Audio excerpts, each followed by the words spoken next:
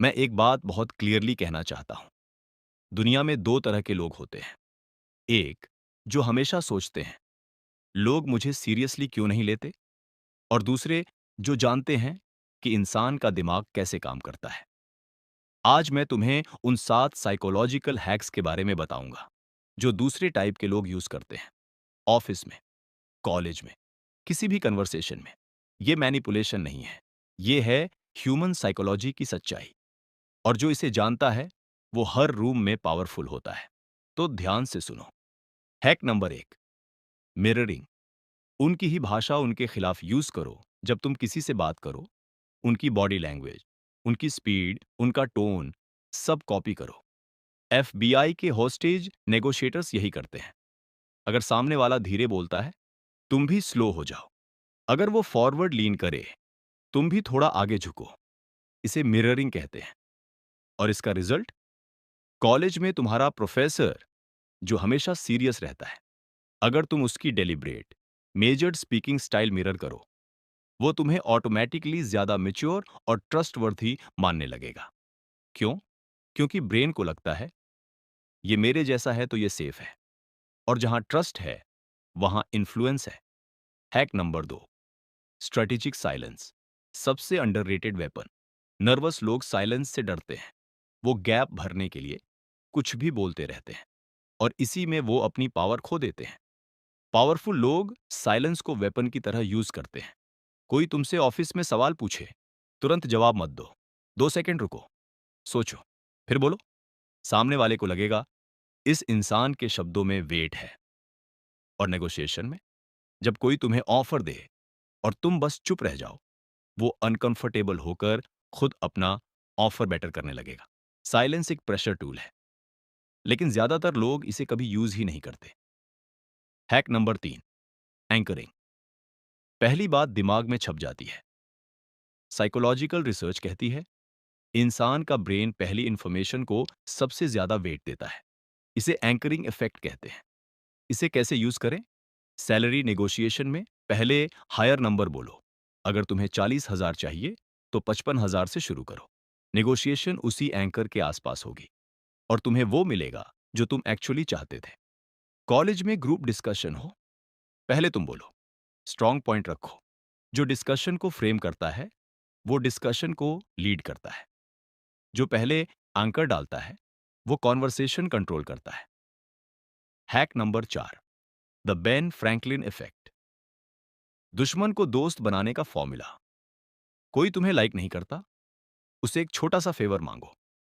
ये counter intuitive लगता है, लेकिन साइकोलॉजी इसे प्रूव करती है।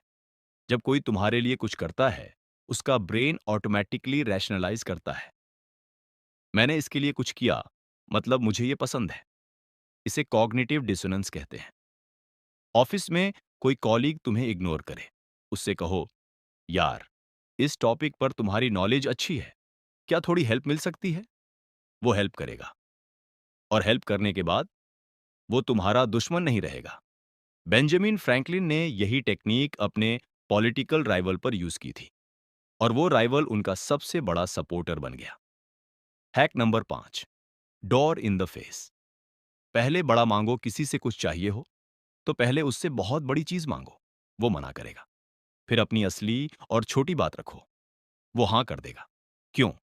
क्योंकि एक बार मना करने के बाद उसके अंदर स्लाइट गिल्ट पैदा होती है, और अगली रीजनेबल रिक्वेस्ट पर वो ज्यादा इजीली अग्री करता है।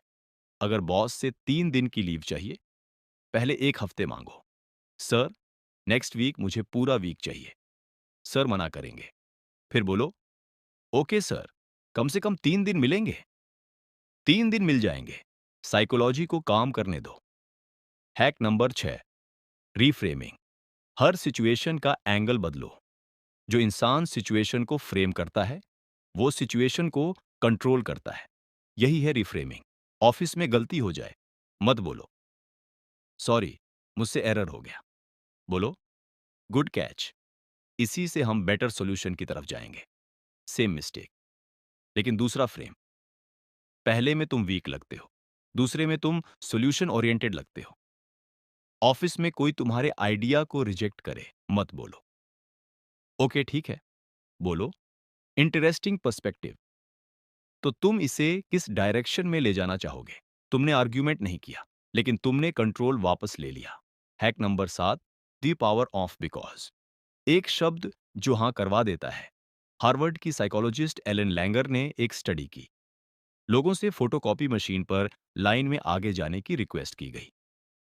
पहली बार बोला गया, क्या मैं आगे जा सकता हूं? 60% ने हाँ कहा। दूसरी बार बोला गया, क्या मैं आगे जा सकता हूं क्योंकि मुझे अर्जेंटली कॉपीज बनानी है? 93% ने हाँ कहा। रीजन वही था, लेकिन बिकॉज ऐड करने से हाँ डबल हो गई। इंसान का ब्रेन बिकॉज सुनते ही ऑटोमेटिकली अग्री मोड में चला जाता है। इसे हर जगह यूज करो। सर, क्या मैं इस प्रोजेक्ट को लीड कर सकता हूं क्योंकि मैंने इस डोमेन में पिछले 3 महीने रिसर्च की है? ब्रो, क्या तुम नोट्स शेयर कर सकते हो क्योंकि मुझे कल एग्जाम की एक्स्ट्रा प्रिपरेशन करनी है? बस बिकॉज ऐड करो और देखो कैसे लोग ऑटोमेटिकली हाँ करने लगते हैं। तो ये थे 7 dark psychological hacks. Mirroring, strategic silence, anchoring, Ben Franklin effect, door in the face, reframing और बिकॉज का पावर। इनमें से कोई भी कॉम्प्लिकेटेड नहीं है, लेकिन ज्यादातर लोग इन्हें जानते ही नहीं। आज से तुम उनमें हो जो इन्हें जानते हैं। इन्हें यूज करो, एथिकली, स्मार्टली। और अगली बार जब तुम किसी रूम में एंटर करो, तुम्हें फील होगा ये रूम अब मेरा है। कमेंट में बताओ इनमें से कौन सी टेक्निक तुम पहले ट्राई करोगे। और चैनल सब्सक्राइब करो क्योंकि साइकोलॉजी के और सीक्रेट्स आने वाले हैं।